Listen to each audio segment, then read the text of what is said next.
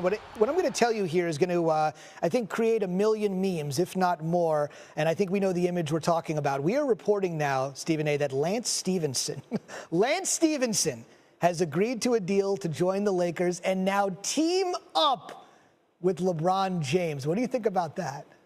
Well, that's hilarious. Number one. It is, right? Number two. Chances are he won't be blowing in LeBron James' ear this time, and if he was, LeBron James wouldn't mind. So it's one of those situations. Lance Stephenson is a guy that has excelled in Indiana, but nowhere else. But he's never played with the likes of LeBron James, so it's going to be real interesting to see him, Kentavious Caldwell-Pope, along with the rest of the crew that they have. Obviously, they're building something in Los Angeles, but it all gets ignited by LeBron James because you're going to see a lot of people willing to come there now. No question about it. LeBron will bring people to the table, particularly those that want to be in championship form. Stephen A., hang tight. We're going to bring back in Michael Wilbon because this Lance Stephenson story is just, frankly, too juicy and too hilarious in the words of Stephen A. Okay, so we obviously know the history. Stephen A. mentioned it, the blown in the ear, all that stuff. So what do you make of it? Lance and LeBron together in Lakerland. I jokingly suggested it on PTI last week. Oh. Very jokingly. But, you know, there was a reason. We've seen this before. Again, let's not act like everything is so new. This will be a hilarious pairing. Yes. Predictable in this way.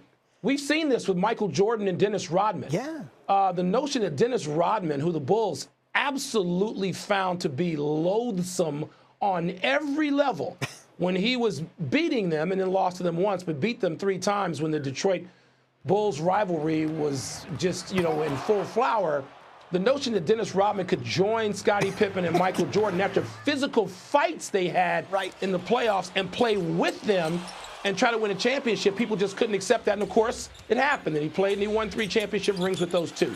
So Lance Stephenson going to Los Angeles to play with LeBron, you know, what do? You co-opt the person who annoys you the most. And I'm sure that Lance Stephenson, while not having a lot of team success against LeBron James, has certainly annoyed him the most. How do you take that out of play? Make him join you. No question. Stephen A., hey, back to you. So let's just say the Kawhi thing doesn't happen by the Monday, Tuesday deadline that you mentioned. Clearly, the Lakers are not going to go into this season currently constituted the way they stand right now on this Sunday, July 1st. Stephen A., we give you the GM hat. I'll make you Magic and Pelinka. What's the next thing they should do? Well, me personally, I can make a call to DeMarcus Cousins' representatives and see if I can get him on the cheap. He had an Achilles injury. He's out. New Orleans looked better without him. Yes, he is looking to get paid, but he's also looking to position himself to be in a winning situation where he can ultimately capitalize off of it. And certainly he has the potential to be able to do something like that if he were in L.A. And right now he's vulnerable financially. You might be able to get him on the cheap. That's number one. Number two, I'm on the phone trying to get Kemba Walker. I'm on the phone with Mitch Kupchak, a guy that I let go of, no doubt about it. If I'm the Lakers organization, you're going to be hesitant to do business with them, but I'd go after Kemba Walker because I got news for you. This notion that you got to get another max player or you got to get the likes of Kawhi Leonard, you can't assume that the San Antonio Spurs are going to cave. Do I think they're going to have to? Yes, only because Kawhi Leonard is in the last year of his deal, and he's already made it clear to everybody and their grandma that he wants to be in Los Angeles. So because of that, that puts you in a very compromising situation that he's determined to be in L.A. because he'd be a one-year rental for anybody else. The flip side to it is that if you go out there and you get a Kemba Walker or somebody else, I think that could work for the Lakers.